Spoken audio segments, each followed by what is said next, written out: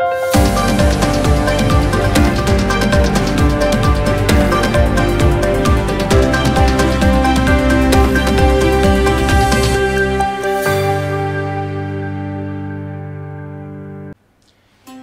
मी प्रियंका शंखनाथ मध्ये आपलं स्वागत आहे। तुमच्या यशाची पतंग आसमंत भिडू दे, आयुष्यातील अज्ञानाचा अंधकार ज्ञानाने उधळू दे।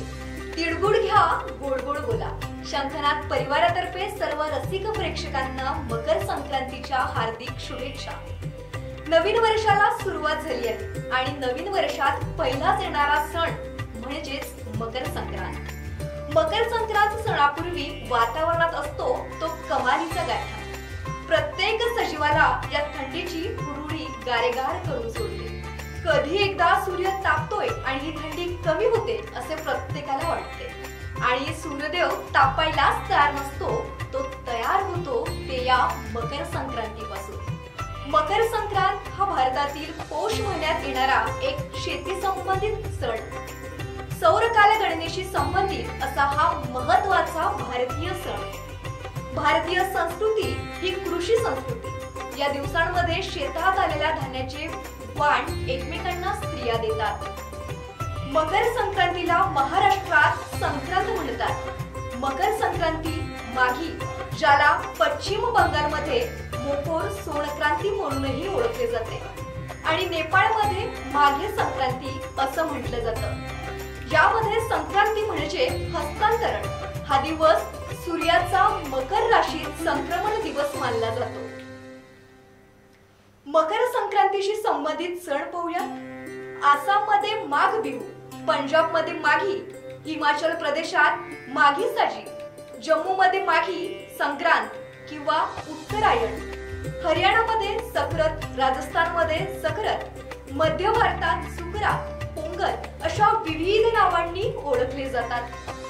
तामिळनाडूमध्ये उत्तरायण, गुजरात आणि उत्तर प्रदेश उत्तराखंडमध्ये गुगुटी, बिहारमध्ये दहीचुरा, ओडिशामध्ये मकर संक्रांती, कर्नाटक, महाराष्ट्र, गोवा, पश्चिम बंगाल ज्याला पौष संक्रांती देखील म्हणतात, उत्तर प्रदेश खिचडी संक्रांती देखील म्हणतात, उत्तराखंड ज्याला उत्तरायणी देखील म्हणतात किंवा सोप्या भाषेत सांगायचं झालं तर आंध्र प्रदेश आणि तेलंगणामधील संक्रांती माघे संक्रांती, सोंगक्रांत थायलंड,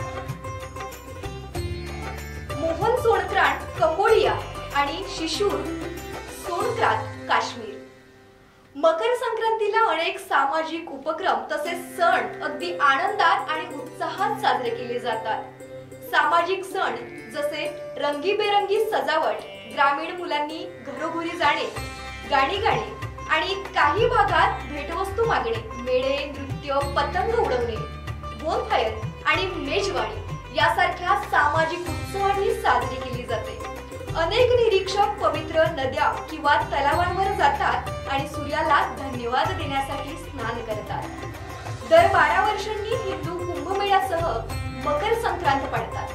जगातील सर्वात मोठ्या सामूहिक तीर्थक्षेत्रांपैकी अंदाजे 60 ते 100 दशलक्ष लोक या कार्यक्रमाला उपस्थित राहतात। या कार्यक्रमात ते सूर्याला प्रार्थना करतात आणि गंगा तसेच यमुना नदीच्या प्रयागराज संगमावर स्नान करतात। मकर संक्रांतीपासून सूर्य उत्तरायण होतात म्हणून हा दिवस लोक आनंदात साजरा करतात। श्रीमद भागवत तसेच देवी पुराणानुसार शनी महाराजांचे त्यांच्याच वडिलांशी वैर होते, कारण सूर्यदेवाने त्याची आई छायाला त्याच्या दुसऱ्या बायकोचा सज्ञाचा मुलगा यमराजाशी भेदभाव करताना पाहिले होते। या गोष्टीने नाराज होऊन सूर्यदेवाने सज्ञा आणि त्याचा मुलगा शनी त्याला स्वतःपासून वेगळे केले होते। म्हणून शनी व छाया यांनी सूर्यदेवाला कुष्ठरोगाचा शाप दिला। यमराज आपल्या वडिलांना सूर्यदेवाला कुष्ठरोगाने पछाडलेले बघून दुःखी झाले। यमराजाने वडिलांना कुष्ठरोगापासून मुक्ती मिळवून देण्यासाठी कठोर तपस्या केली, परंतु सूर्याने रागात येऊन शनी महाराजांच्या घरी असलेली कुंभ राशी, जिला शनिदेवाची राशी मानले जाते, ती जाळून टाकली।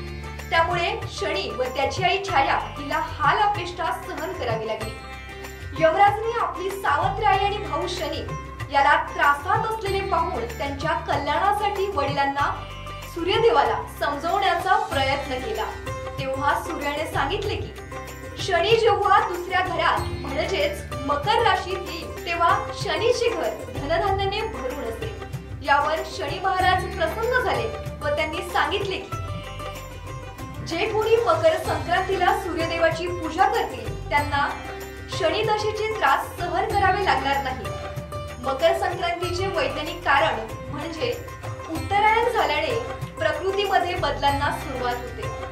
थंडीने गारठलेल्या लोकांना सूर्यदेवाचे उत्तरायण होण्याने थंडीपासून बचाव होण्यास मदत होते। भारत हा कृषीप्रधान देश, येथील सण उत्सवाचे पर्व हे शेतीवर अवलंबून आहे। मकर संक्रांती अशा काळात येते जेव्हा शेतकरी रब्बी हंगामाची पेरणी करून खरीप हंगामाचे पीक मका, ऊस, शेंगदाणे, उडीद घरी घेऊन येतात। शेतकऱ्यांचे घर अगदी धनधान्याने भरून जाते। म्हणूनच मकर संक्रांतीला खरीप हंगामातील पदार्थांनी या पर्वाचे स्वागत केले जाते। मकर संक्रांतीचा उत्सव केवळ दानधर्मासाठी नाही, तर या दिवशी दरवर्षी पतंग उडवण्याची परंपरा देखील आहे। पतंग उडवणे हा या उत्सवातील विधी आहे। प्रत्येक जण, मुले किंवा तरुण पतंग उडविण्यासाठी या दिवसाची आतुरतेने वाट पाहतात। सकाळपासूनच आकाशात सर्वत्र रंगीबेरंगी पतंग दिसतात। बऱ्याच ठिकाणी पतंग उत्सव देखील आयोजित केला जातो आणि स्पर्धा देखील आयोजित केल्या जातात। पण मकर संक्रांतीच्या दिवशी पतंग का उडविला जातो आणि त्यामागील नेमके कारण काय याचा विचार केलाय कधी? मकर संक्रांतीला पतंग उडवण्यामागे एक आख्यायिका आहे। तमिळच्या तंदनान रामायणानुसार भगवान श्रीरामांनी मकर संक्रांतीवर पतंग उडवण्याची परंपरा सुरू केली असे म्हटले जाते। श्री भगवान श्रीरामांनी उडवलेला पतंग थेट स्वर्गात पोहोचला। स्वर्गात पतंग गेल्यानंतर इंद्राचा मुलगा त्याच्या पत्नीला तो सापडला। त्याला पतंग खूप आवडला आणि तो त्याने आपल्याकडे ठेवला।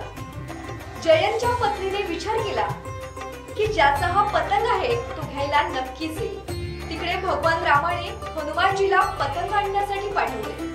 हनुमानजींनी जयंतच्या पत्नीला पतंग परत करण्यास सांगितले, तेव्हा त्यांनी भगवान रामाला भेटण्याची इच्छा केली। ती म्हणाली की ती श्रीरामांच्या दर्शनानंतरच पतंग परत करेल। हनुमानजींनी भगवान रामाला संपूर्ण प्रसंग सांगितला। भगवान राम म्हणाले की ती मला त्रिकुट मध्येच पाहू शकेल आणि हनुमानजीला पुन्हा हा आदेश देण्यासाठी पाठवले। जयंतच्या पत्नीला स्वर्गात जाऊन हनुमानजींनी भगवान रामाचा आदेश सांगितला।